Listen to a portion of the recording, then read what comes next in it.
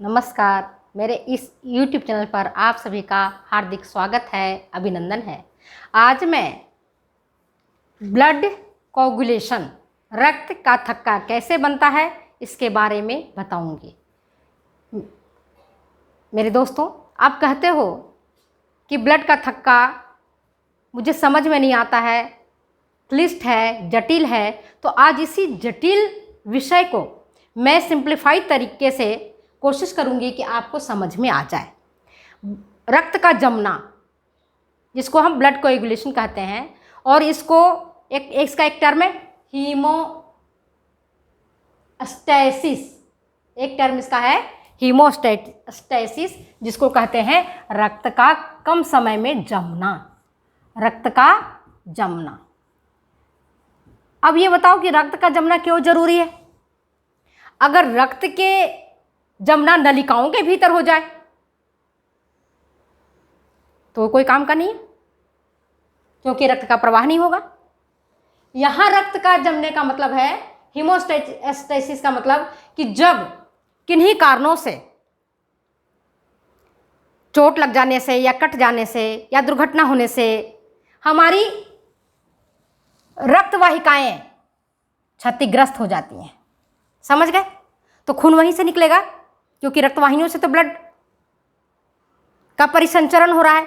लेकिन जब ये कट जाती हैं, गिर जाते हो तो कट जाती हैं, दुर्घटना होने से हो जाता है, या कोई अन्य कारण है, कट गई। कटने के बाद क्या होगा? यहाँ से जो रक्त बह रहा था निरंतर, वो रक्त अब बहेगा नहीं, यहाँ से निकलने लगेगा, नीचे निकलने लगेगा, है ना, बाहर बहने लगेगा, जो आपको दिखाई पड़ता है, बाहर बहने लगता है। तो अब इसको रोकना अनिवार्य है। अगर ये नहीं रुका तो क्या होगा? शरीर में जितने भी खून हैं, 4.5 लीटर से 5 लीटर, वो सारे इन क्षतिग्रस्त वाहिनियों के माध्यम से बाहर निकल जाएंगे और व्यक्ति की डेथ हो जाएगी। अक्सर आप पढ़ते हो पेपर में कि एक्सीडेंट हो गया, कोई देखने वाला नहीं था, कोई उठाया नहीं, सभी ने वीडियो बना लिए, वायरल कर दिया वीडियो को, लेकिन जो दुर्घटनाग्रस्त व्यक्ति था उसको उठा करके हॉस्पिटल नहीं पहुंचाया। परिणाम क्या हुआ? व्यक्ति की खून की कमी के कारण डेथ हो गया। तो खून का जमना बहुत अनिवार्य है, नितांत आवश्यक है खून का जमना। खून कैसे जमेगा, इसके बारे में थोड़ा सा आप जान लो। जब कभी भी रक्त वाहिकाएं क्षतिग्रस्त होती हैं तो केवल वही क्षतिग्रस्त नहीं होती, इसके साथ साथ उसके आसपास के जो ऊतक हैं वो भी क्षतिग्रस्त होते हैं। ठीक है, समझ गए बात को? केवल रक्त वाहिनियों को जाकर के क्षतिग्रस्त नहीं करता है, जो आसपास के ऊतक हैं वो भी क्षतिग्रस्त हो जाते हैं। और जब क्षतिग्रस्त हो गए ऊतक, तो इसके जो आपकी जो नलियां हैं, वाहिकाएं हैं, तो इसके भीतर का जो लेयर होता है उसमें होता है एंडोथेलियम, उसको कहते हैं। और इसी में होता है कोलेजन फाइबर। क्या होता है? कोलेजन फाइबर होता है। कोलेजन फाइबर होता है। समझ गए बात को? तो ये कोलेजन फाइबर जब चोट लगती है, दुर्घटना होती है, कट जाता है ना, तो ये कोलेजन फाइबर क्या होता है? वहां क्षतिग्रस्त हो गया ना ऊतक, आसपास के ऊतक भी क्षतिग्रस्त हो गए, वाहिनियां भी कट गई, वो भी क्षतिग्रस्त हो गई, एंडोथेलियम भी क्षतिग्रस्त हो गया। अब क्या हुआ कि वो सब मिलकर के एक रासायनिक पदार्थ बनाते हैं, छोड़ते हैं, और सूचना देते हैं आगे कि भाई ज़्यादा फ्लो में ब्लड को मत लाओ, क्योंकि यहाँ पर क्या हुआ? डैमेज हो चुका है। क्या हो गया है? अब ये सूचना देता है, यहां से जो रासायनिक पदार्थ निकलते हैं, जैसे 5-हाइड्रोक्सी ट्रिप्टामिन निकलता है, और वॉन विल्लीब्रैंड फैक्टर भी होता है। ये सारी मिल करके जो सूचना देता है, तो प्लेटलेट्स वहां पर जो रक्त में है, पिछले वीडियो में मैंने आपको प्लेटलेट्स के बारे में बताया था, और प्लेटलेट्स की बहुत बड़ी भूमिका होती है ब्लड कोएगुलेशन में। रक्त का थक्का जमाने में प्लेटलेट्स की बहुत महत्वपूर्ण भूमिका है। तो जैसे ही उसको सूचना देता है कि हाँ कट गया है, ठीक है ना, जब कट गया है तो प्लेटलेट्स आते हैं। प्लेटलेट्स की संख्या आपको बताया था मैंने, 1 लाख से 5 लाख ब्लड में होते हैं। तो जब वो प्लेटलेट्स आता है ना, तो क्या करता है? प्लेटलेट्स जो क्षतिग्रस्त है आपका नलिकाएं, वहां करके चिपक जाता है, बचाने के लिए चिपक जाता है, प्लेटलेट्स चिपकता है। और प्लेटलेट्स फिर चिपकता ही नहीं है, अपने अंदर से भी कई सारे रासायनिक पदार्थों को छोड़ता है, ऐसे समझो। और फिर दूसरे, है ना, जो दूसरे हैं प्लेटलेट्स जो इधर उधर घूम रहे हैं उसको भी बुलाता है, भाई आ जाओ, और यहाँ पर जो क्षतिग्रस्त नलिकाएं हैं उस नलिकाओं को सील करना है। अगर सील नहीं करेंगे तो रक्त बहता चला जाएगा, और रक्त बहता चला जाएगा तो व्यक्ति की डेथ हो सकती है, सीवियर उसका हालत खराब हो सकता है। तो ये प्रकृति प्रदत्त व्यवस्था है। रक्त का जमना भगवान ने ऐसा बनाया है कि जितने रक्त हमने दिए हैं अगर वो कट फट जाता है तो ये प्रक्रिया खुद ही शुरू हो जाती है, किसी को कहने की जरूरत नहीं पड़ती। जहां से एंडोथेलियम डैमेज होता है वहां से कुछ केमिकल्स पदार्थ निकलते हैं, 5HT कल भी आपको बताया था मैंने, ये निकलता है और ये फिर दूसरे को बताता है कि हाँ आना है, कहाँ प्लेटलेट्स आते हैं और प्लेटलेट्स चिपक जाता है। प्लेटलेट्स चिपकता है तो क्या करता है, प्लेटलेट्स चिपक करके जगह जगह जगह जगह गुच्छा बना लेता है अपना, समझ गए, और ये चिपक करके इसको सील करने का कोशिश करता है। और इसी तरह से जो दूसरे पदार्थ होते हैं वो जो डैमेज एंडोथेलियम है, जो दूसरी नलियाँ दूसरी तरफ की जो कटी हुई है उसको भी मरम्मत करने का काम करती। कल मैंने आपको डिटेल बताया था। तो ये देखो हीमोस्टेसिस की कंसेप्ट बता रही हूँ मैं आपको, कंसेप्ट पर ध्यान दो। तो इसके 3 चरण हैं। कितने चरण है इसके? 3 चरण हैं या 3 स्टेज बोल सकते हो, ठीक है ना। इसकी 3 है, 1 2 3। तो पहला में क्या होता है, पहला इसका है वैसोकंस्ट्रिक्शन। हिंदी वाली छात्राएं जाने, रक्त की नलिकाओं का सिकुड़ना। जैसे ही कटता है नलिकाएं वहां से सिकुड़ती हैं, कम मतलब सिकुड़ना मतलब समझते हो, उसकी जो डायमीटर हो कम हो जाता है ताकि कम रक्त निकले, कम रक्त निकले। जब कम रक्त निकलेगा तो व्यक्ति की ज़्यादा रक्त फ्लो नहीं हो पाएगा, क्योंकि नली अगर ज़्यादा चौड़ा रहेगा तो ज़्यादा धारा प्रवाह के साथ ब्लड बाहर निकलेगा। तो ये क्या करता है, वैसोकंस्ट्रिक्शन का काम करता है। ये क्या काम करता है, जैसे ही नलिकाएं डैमेज होती हैं इसका एंडोथेलियल पार्ट से 5HT निकलता है, 5-हाइड्रोक्सीट्रिप्टामाइन। 5HT क्या है, 5-हाइड्रोक्सीट्रिप्टामाइन। और दूसरे वैसोकंस्ट्रिक्टर भी होते हैं, दूसरे संकुचक भी होते हैं, हिंदी वाली छात्राएं समझे, दूसरे वाहिका संकुचक भी होते हैं जो वाहिकाओं को जहां से रक्त आ रही है, चाहे वो धमनी हो चाहे सिराएं हो, उसको संकुचित कर देती हैं ताकि कम से कम रक्त निकले, ठीक है। तो वो वहां यह क्रिया कम हो गया पहला स्टेज में। दूसरी स्टेज में क्या होता है, हीमोस्टेसिस की दूसरी स्टेज में, दूसरी चरण में सुनो कि formation of temporary haemostatic plug बन जाता है। मतलब अस्थायी हीमोस्टैटिक प्लग बन जाता है, जिससे कि प्लेटलेट्स, ये जो देखो आप कटा ना, अभी मैंने आपको बताया जो कटा हुआ पार्ट है वहां पर प्लेटलेट्स और वॉन विलीब्रैंड, ये फैक्टर है वॉन विलीब्रैंड, इन्होंने आप इस फैक्टर को, तो ये फैक्टर जो है, ये फैक्टर आकर के प्लेटलेट्स के साथ आकर के यहाँ चिपक जाता है, मिल जाता है, और इसके साथ ये लोग मिल करके फिर वापस काम करते हैं, दूसरे को बुलाते हैं और प्लेटलेट्स को बुलाते हैं। जो प्लेटलेट्स ब्लड में इधर उधर घूम रहे होते हैं सबको बुलाते हैं, भैया आ जाओ, और क्षतिग्रस्त डैमेज है, जो वाहिकाएं हमारे कटी फटी हैं उनको ठीक करना है, उनकी मरम्मत करना है। तो अब आप ये देखो यहाँ पर आकर के इन्होंने क्या किया, मरम्मत करने का काम शुरू किया। और यहाँ पर क्या, अस्थायी, इतने देर में अस्थायी हेमोस्टैटिक प्लग बन गया, ठीक है। और तीसरा स्टेज क्या होता है, तीसरा स्टेज होता है जो ये प्लेटलेट्स बन चुका अस्थायी, वो हवा के साथ और समय के साथ इस क्रिया को मिनट से कुछ घंटे लगते हैं, मतलब 4 से 8 मिनट में ब्लड क्लॉटिंग जनरली हो जाता है। सामान्यतः 4 से 8 मिनट में ब्लड क्लॉटिंग की प्रक्रिया पूरी हो जाती है। तो समय के साथ हवा के संपर्क में आने के बाद जो फाइब्रिन है वह फाइब्रिन की यहाँ पर जाल बन जाती है। फाइब्रिनोजन जो है ना, फाइब्रिनोजन, वो जाल बन जाता है फाइब्रिन का, इस तरह का, ये फाइब्रिन है ना, इसका एक जालमयी संरचना बन जाती है इस तरह की, ठीक है। ऐसे जालमयी संरचना बन गई, समझ गए बात को। तो जब जालमयी संरचना बन गई तो जो ब्लड में आरबीसी, और बताए थे ना आपको कि ब्लड में क्या होता है, श्वेत रक्त कणिकाएं होती हैं और डब्ल्यूबीसी रक्त कणिकाएं होती हैं। तो जो जाल बना दिया तो रक्त में से दौड़ करके जो आयरन डब्ल्यूबीसी ये सब इसमें आकर फंस गए। ऐसे जैसे समझो कि तुम चाय बनाती हो, चाय की पत्तियां डालती हो, तो क्या होता है कि चाय की पत्तियां आपके छन्नी में रह जाती है और चाय कप बाहर आ जाता है। समझाने की दृष्टि से बता रही हूँ। तो यहाँ पर जो डब्ल्यूबीसी और आरबीसी है वो इन जो है ना इन जालों में फंस जाती हैं बड़ी आराम से, और फिर फंस करके एक क्लॉट बना देती हैं फाइब्रिन का। और यहीं से जो आपका सीरम है ना, प्लाज्मा, पहले बताए थे प्लाज्मा प्रोटीन्स, प्लाज्मा जो आपके रक्त में तरल बनाए रखता है, वो चू चू करके बाहर छनते चली जाती हैं। इसको हम बोलते हैं सीरम। सीरम के बारे में आपको पिछले वीडियो में मैंने बताया था। ठीक है, समझ आ गया बात को। तो इसकी कितनी चरण है? रक्त जमने की 3 चरण है। 4 चरण मत लिखना, एग्जामिनेशन पॉइंट ऑफ व्यू से इंपॉर्टेंट है। रक्त जमने की क्रिया को हम कहते हैं हीमोस्टैसिस। हीमोस्टैसिस तो पहला क्या है? वाहिकाओं का संकुचन होना। वाहिकाएं संकुचित हो जाएंगी तो खून कम निकलेगा। जब खून कम निकलेगा तो इस बीच में प्लेटलेट्स अपना जो क्षतिग्रस्त हैं नलिकाएं, उनका ये बेचारी मरम्मत करने का काम करते हैं। अपने साथ दूसरे फैक्टर को भी बुला लेते हैं कि भैया तुम भी आ जाओ, क्योंकि यहाँ पर हमारा अपना काम करना है, रक्त का थक्का जमाना है। अगर हम लोग नहीं जमाएंगे तो फिर ये रक्त बाहर बहता चला जाएगा। और फिर जो तीसरा स्टेज है वो परमानेंट है। ये तो टेम्पोररी हुआ, टेम्पोररी से होकर के खून बाहर निकल सकता है। जैसे कई बार आप देखते हैं किचन में अपन जाते हैं, काम करते हैं, चाकू से हाथ कट जाता है, हाथ कट जाता है तो खून बहने लगता है।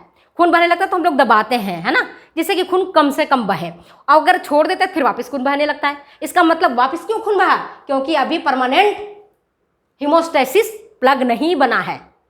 लास्ट में तीसरा स्टेज है इसका परमानेंट हीमोस्टैसिस प्लग बनने का। तो ये अस्थाई जिसको कहते हैं, जब अस्थाई बन जाता है तो अब सोचो कि रक्त का प्रवाह पहले जैसा हो जाता है और वाहिकाओं की मरम्मत हो जाती है। वाहिकाएं आराम से पहले की तरह काम करती हैं।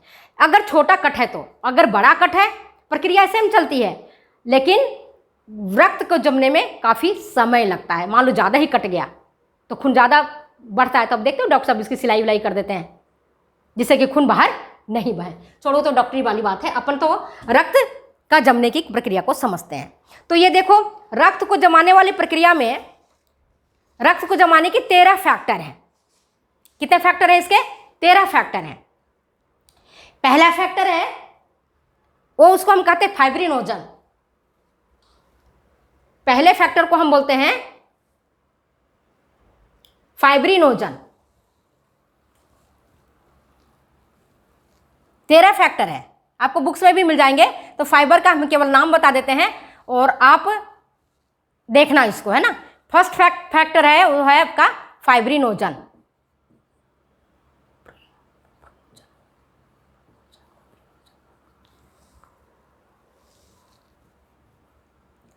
ठीक है, पहला फैक्टर है इसका रक्त फैक्टर। 13 फैक्टर है रक्त के और सबको रोमन अक्षरों में लिखा जाता है।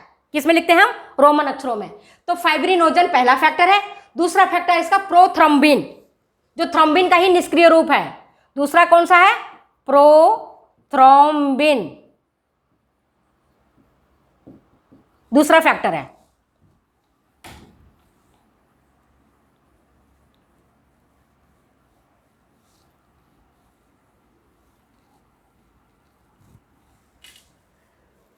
First factor fibrinogen, second factor prothrombin, third factor होता है टिश्यू थ्रोम्बोप्लास्टिन। क्या होता है तीसरा? Tissue thromboplastin. जब मैं स्टेज बताऊंगी ब्लड कोगुलेशन की तो आपको तीनों ये चीज़ समझ में आता है कि ये तीसरा स्टेज है इसका। तीसरा स्टेज जो है इसका फैक्टर टिश्यू थ्रोम्बोप्लास्टिन।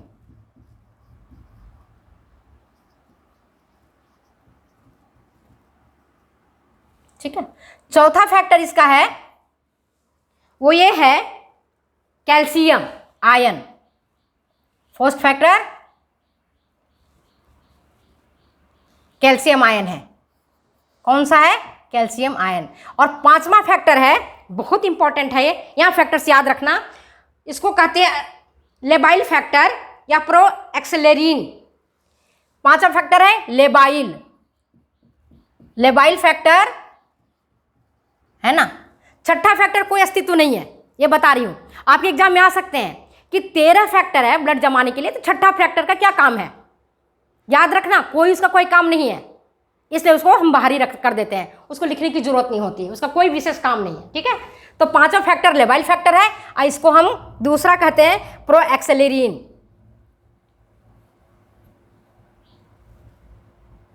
छठा कुछ नहीं है। सातवां फैक्टर देखो, सब रोमन अक्षरों में लिखा जा रहा है। सातवां फैक्टर है इसका स्टेबल फैक्टर।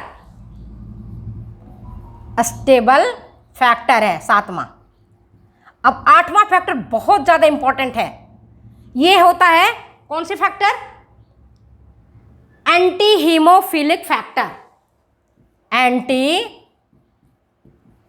हीमोफिलिक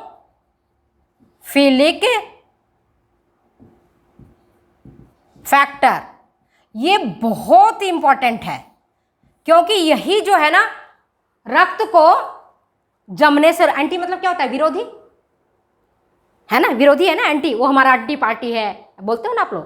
तो एंटीफिलिक फैक्टर है आठवां, बहुत इंपॉर्टेंट है ये, और ये रक्त को जमने से रोकता है। तो जो मैंने आपको पहले बताया था कि वॉन विली ब्रांड फैक्टर जो था, वो इसको वॉन विली ब्रांड फैक्टर, ये रक्त फैक्टर को, रक्त फैक्टर 8 को जो भागते रहता है उसको पकड़ के रखता है, क्योंकि ये बहुत ही चंचल बच्चों की तरह है, भागता रहता है, जल्दी जमने नहीं देता है। तो इसकी स्थिति जो है ना ये ज़्यादा अस्थिर है, इसलिए इसको पकड़ के रखने में वॉन विली ब्रांड फैक्टर की ज़्यादा भूमिका होती है। ठीक है, तो ये आठवां फैक्टर जो आपका है उसको हम एंटो हीमोफिलिक फैक्टर ए बोलते हैं। ठीक है, इसको क्या बोलते हैं? ए, एंटी हीमोफिलिक फैक्टर ए बोलते हैं। और जो नौवां है, नौवां फैक्टर, इसको हम बोलते हैं क्रिसमस फैक्टर। क्रिसमस फैक्टर बोलते हैं, अथवा इसको बोलते हैं एंटो हीमोफिलिक फैक्टर बी। इसको क्या बोलते हैं? Anti haemophilic factor B. और जो 10वां होता है जो वो होता है Stuart factor, Stuart Prower factor. 10वां फैक्टर है आपका स्टुअर्ट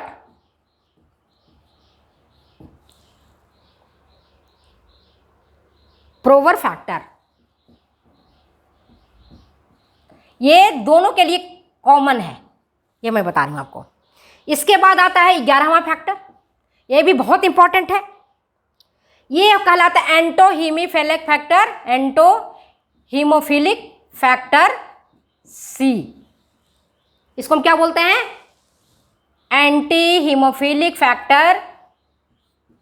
11वां क्या है? Anti haemophilic factor C. और 12वां है इसका, वो होता है हेगमैन फैक्टर।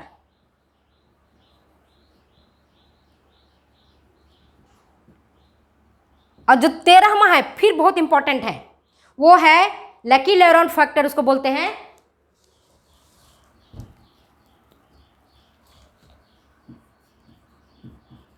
तेरहवां फैक्टर है लकी लोरेंड फैक्टर। यही फैक्टर बहुत इंपॉर्टेंट है, जो आपके परमानेंट हीमोस्टैटिक प्लग को बनाता है। लास्टली ये क्या करता है कि ये फाइब्रिनोजन को कन्वर्ट कर देता है फाइब्रिन में। 13वां फैक्टर उसको स्टेबलाइज कर देता है और फिर हिलने डुलने नहीं देता है, ब्लड की क्लॉटिंग हो जाती है। ठीक है, तो ये आपके 13 फैक्टर मैंने बताए। और उसमें 14वां एक और भी है जो आपके एग्जाम में आते हैं कि कौन सी विटामिन है ना, कौन सी विटामिन है जो कि रक्त को जमाने के लिए अति महत्वपूर्ण है। कौन सी ऐसी विटामिन है जो ब्लड को जमाने के लिए अति महत्वपूर्ण है? तो आपका आंसर होगा विटामिन के। क्या होगा? विटामिन के। क्या करेगा विटामिन के? ये कई सारे फैक्टर, विटामिन के कई सारे फैक्टर को एक्टिवेट करने के लिए और सिंथेसिस के लिए जिम्मेदार होता है। कई सारे जो फैक्टर्स हैं उसको ये अपने साथ करता है और उसको रक्त जमाने में मददगार होता है। तो जितने भी एग्जाम आपके आते हैं प्रश्न, है ना, कौन सा विटामिन है जो कि रक्त जमाने में मददगार होता है, तो आप बोलोगे विटामिन के है। क्या बोलोगे? विटामिन के है, बहुत सारी चीज़ आएंगे, लेकिन विटामिन के की इसमें अति महत्वपूर्ण भूमिका होती है। ठीक है, अब ये देखते हैं ब्लड कोएगुलेशन कैसे होता है, रक्त कैसे जमता है। हीमोस्टैसिस बता दिया 3 चरण है, तो इसके भी 3 ही चरण होंगे रक्त जमने की प्रक्रिया को। तो ब्लड फैक्टर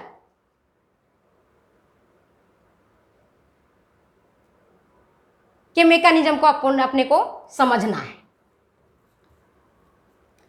तो ब्लड फैक्टर मैकेनिज्म को समझने के लिए सबसे पहले जो मैंने आपको बताया, जहां की नलियां क्षतिग्रस्त हुई हैं वहां प्लेटलेट्स 5HT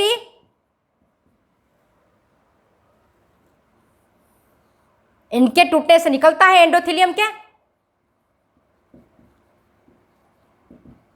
डैमेज होने से, और इधर जो टिश्यू आसपास के, मैंने बताया ना केवल नलियां ही नहीं कटती हैं, आसपास के ऊतक भी क्षतिग्रस्त होते हैं। तो यहां जो क्षतिग्रस्त होते हैं ये भी मिल करके टिश्यू से ये क्या बनाता है, थ्रोम्बोप्लास्टिन, टिश्यू थ्रोम्बोप्लास्टिन जिसको बोलते हैं, tissue thromboplastin.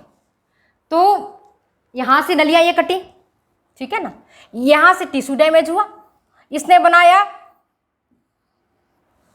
Thromboplastin, tissue thromboplastin, और यहां से ये जो कटी नलियां क्षतिग्रस्त हुई तो ये भी एक्टिवेट हुई, जो मैंने आपको बताया ब्लड फैक्टर 12 से ये एक्टिवेट किया।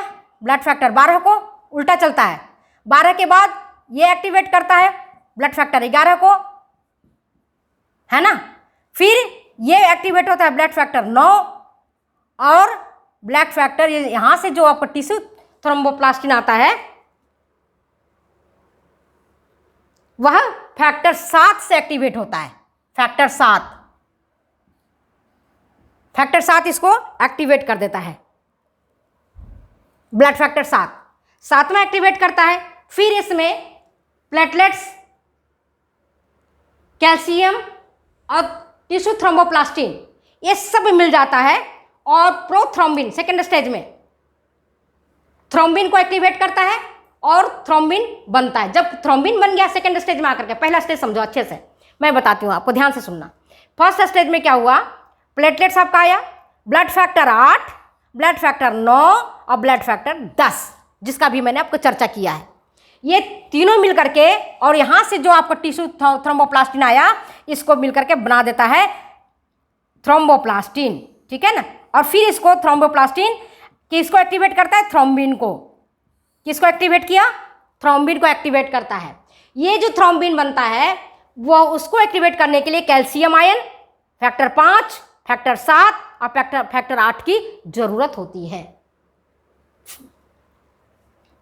Factor calcium ion factor 5, factor 7 और फैक्टर 13 एक्टिवेट होता है। और थर्ड वाले में क्या होता है, ये जो फैक्टर 13 है जिसको मैंने बताया कि बहुत इंपॉर्टेंट है, फैक्टर 13, वो फैक्टर 13 क्या करता है, इसको जिसको हम लकी लोरेंट फैक्टर कहते हैं, ये फाइब्रिन स्टेबलाइजिंग फैक्टर कहलाता है। ये ही फैक्टर फाइब्रिनोजन को थ्रोम्बिन के साथ प्रतिक्रिया करता है और उसको फाइब्रिन में बदल देता है। इस प्रकार से फैक्टर 13 रक्त को अल्टीमेटली जमा देता है और रक्त बहने से रोकता है। इतना आपको समझ में आ गया होगा। ठीक, अब मैं मोटा मोटी बता देती हूं, आपके लिए इतना ही सफिशिएंट है। क्या है, 3 चरण बताया मैंने आपको। पहला चरण, जब भी कटा क्षतिग्रस्त हुआ कोशिकाएं, आसपास के ऊतक और रक्त वाहिकाएं कटी, तो रक्त वाहिकाओं के जो अंदर का पोर्शन है कोलेजन, उससे भी कुछ केमिकल पदार्थ निकले, ठीक है ना, और प्लेटलेट्स सब आए और सब आकर के क्या किया, क्षतिग्रस्त जो ऊतक था, क्षतिग्रस्त जो आपकी रक्तवाहिनियां थी उसको पहले मरम्मत करना है ना। तो क्षतिग्रस्त रक्तवाहिनियों के जहां पर कटी फटी है वहां पर प्लेटलेट्स आ जाता है, अब आ करके एक टेम्पोररी अस्थायी हीमोस्टैटिक प्लग का निर्माण करता है, ठीक है। तो पहली चरण में क्या हुआ, रक्तवाहिकाएं सिकुड़ गई, दूसरे चरण में क्या हुआ, अस्थायी हीमोस्टैटिक प्लग बन गया, और तीसरे चरण में परमानेंट हीमोस्टैटिक प्लग बन गया। अब ब्लड कोएगुलेशन की प्रक्रिया को समझो। तो इसमें इसको ब्लड को जमाने की प्रक्रिया में 13 फैक्टर भाग लेते हैं। 13, जैसे आपके ग्रुप में क्लास में बैठते हो तो 13 लोग को एक ग्रुप बना लिया, तो इसी तरह से रक्त को जमाने के लिए 13 फैक्टर भाग लेते हैं, जिसमें मैंने आपको बताया फाइब्रिनोजन है, थ्रोम्बोप्लास्टिन है, कैल्शियम है, फैक्टर 4 है, फैक्टर 5 है, फैक्टर 6 का कोई अस्तित्व नहीं है, फैक्टर 7 है, फैक्टर 8 है। तो 7, 8, 9 है ना, ये बहुत इंपॉर्टेंट है।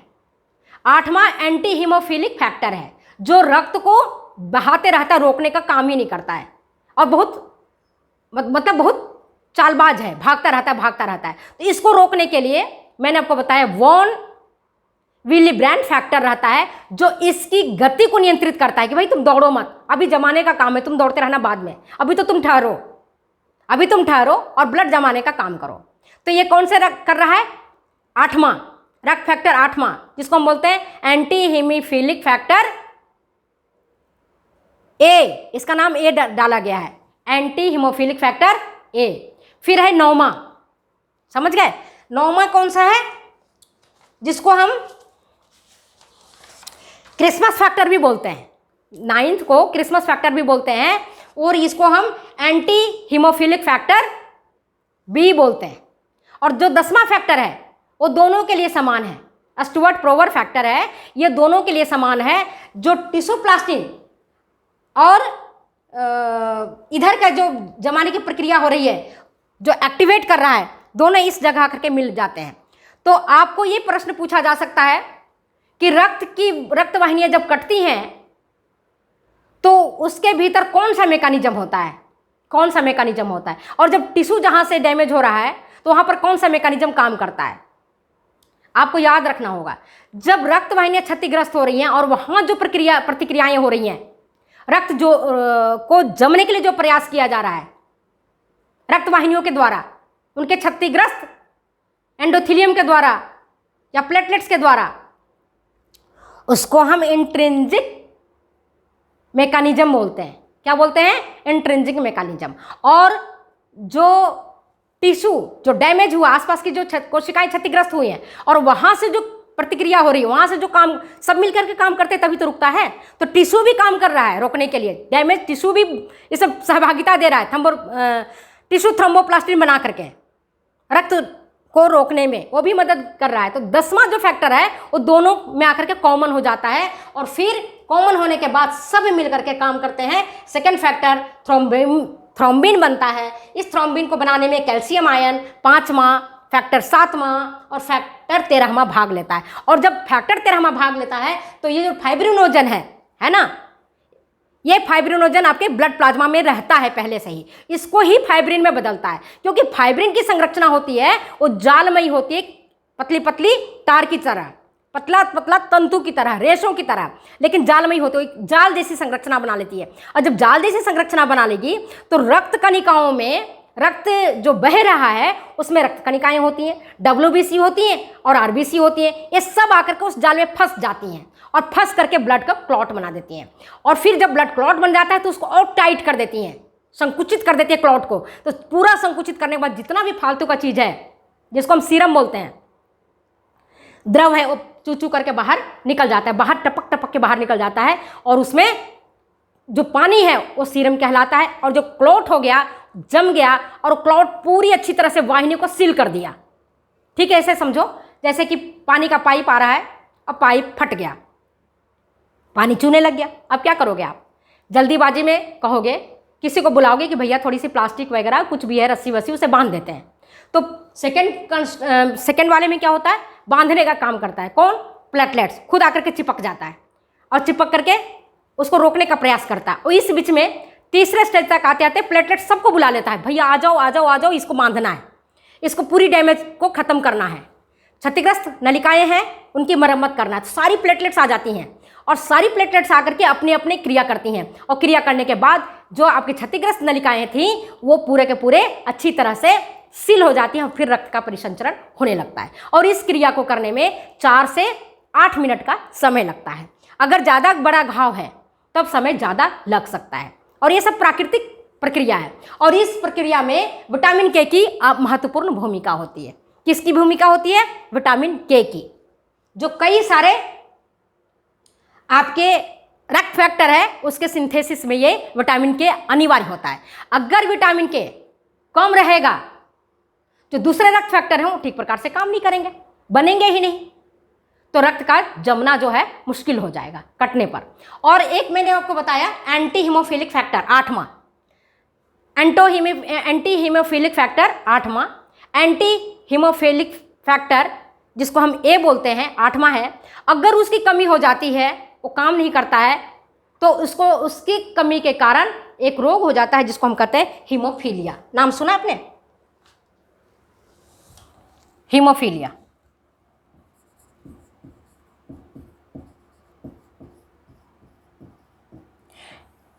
तो इस स्थिति में क्या होगा कि जब कट गया, कहीं से भी थोड़ी सी भी खरोंच लग गई या कट गया, तो खून जो बहेगा बहता चला जाएगा, रुकेगा नहीं जल्दी। एक तरह की बीमारी है, रक्त जमने का ही नाम नहीं लेगा, रक्त बहता ही चला जाएगा। हीमोफीलिया इसको कहते हैं।